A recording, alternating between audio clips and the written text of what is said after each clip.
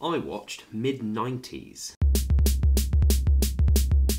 Mid90s is the directorial debut of Jonah Hill, famously in Superbad, The Wolf of Wall Street, 21, 22 Jump Street, all of those films. And this is a very self-consciously indie film. It's shot in 4:3 on 16mm film. It's about indie skating culture in LA in the 90s. Fairly autobiographical from what I can gather, so this is riffing on a lot of Jonah Hill's own experiences growing up.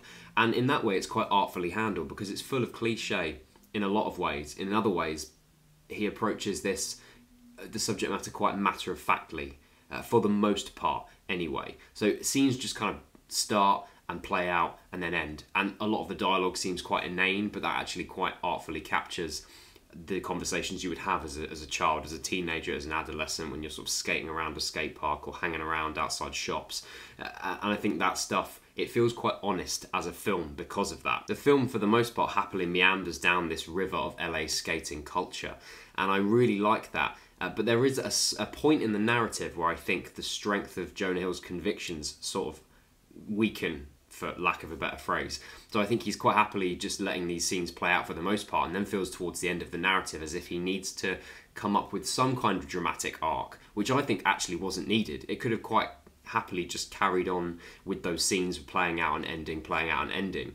But he has to create a bit more of an arc for his character, his main character played by Sonny Suljic, who plays an excellent part here, really great little actor. And it makes the whole film feel fairly uneven because of that, because you quite happily for 3/4 of it are just living and existing in this universe of these characters, and then all of a sudden, oh, this is happening and this is happening and this is happening, and I just don't think that was really needed. So in the end, it's quite an uneven film because of that, but still really enjoyable. It has a killer soundtrack. It's got a lot of gems of 90s music in there, ones you might not perhaps imagine you put in a film about mid-90s skateboarding culture, which again makes it feel even more autobiographical, because I imagine it's some of Jonah Hill's favourite songs rather than the most typically obvious tracks you might put in a 90s skating film. So in the end, fairly uneven, but pretty enjoyable. I think Jonah Hill knows how to make a film. That's quite clear with this. What he does next will be really interesting. Is he going to do something that's quite so self-consciously, aesthetically stylised, or will he go for something a little